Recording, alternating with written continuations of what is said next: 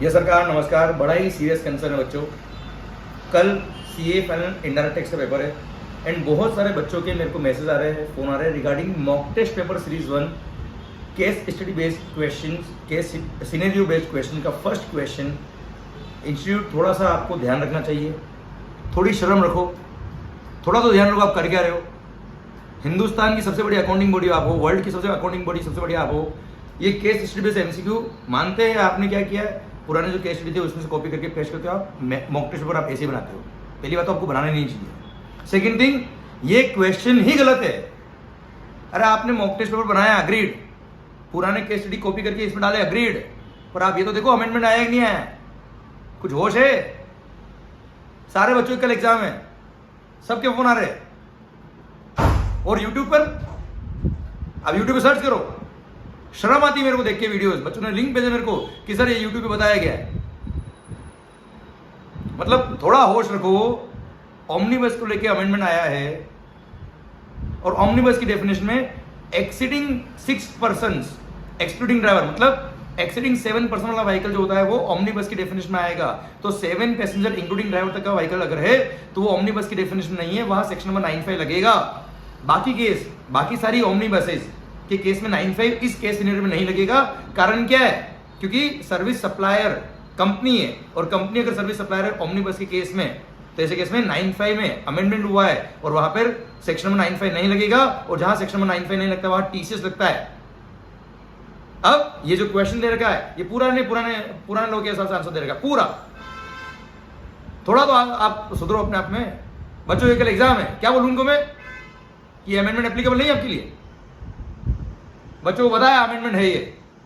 And बच्चों जो भी ये वीडियो देख रहे हैं प्लीज ध्यान रखें आप लोग, ये केस सिनेरियो नंबर 1 आपको नहीं देखना है। ये क्वेश्चन ही गलत ड्राफ्ट हुआ है, आंसर गलत नहीं है, क्वेश्चन ही गलत है।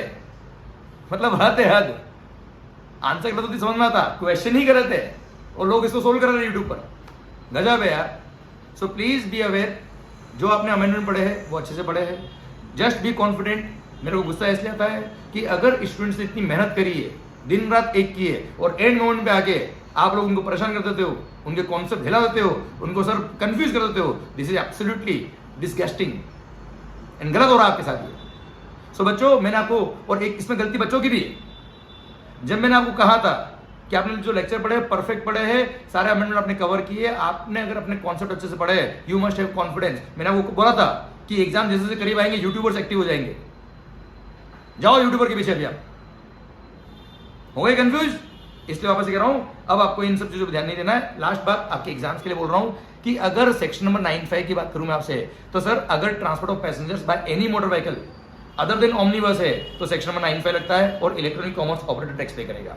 पर ऑमनीबस के थ्रू आपने ट्रांसपोर्ट ऑफ पैसेंजर की सर्विस दी है, तो अगर सर्विस सप्लायर कंपनी है तो 95 नहीं है, सर्विस सप्लायर कंपनी नहीं है तो 95 है। इस क्वेश्चन के अंदर मॉक टेस्ट पेपर नंबर 1 उसका case scenario number 1 service supplier was company. And second thing, जहां पे मोटर व्हीकल में पैसेंजर की कैपेसिटी, मोटर व्हीकल की कैपेसिटी एक्सीडिंग 7 पैसेंजर है, तो ऐसे केस में वो ऑमनीबस के स्कोप में आएगा। जो 7 पैसेंजर तक है वो ऑमनीबस के स्कोप में नहीं आएगा। क्लियर? जो ऑमनीबस के स्कोप में नहीं आएगा वहां पे 95 लगेगा। जो ऑमनीबस के स्कोप में आ रहा है वहां पे सिर्फ सर्विस सप्लायर कंपनी है, वो 95 के स्कोप में नहीं आएगा। इसलिए सर जहां 95 लगता है वहां पर ईसीओ पूरा टैक्स पे करता है, वहां टीसीएस नहीं लगता है। और जहां 95 नहीं लगता है वहां पे सप्लायर टैक्स पे करता है और उसके लिए 1% टीसीएस कट करेगा कौन?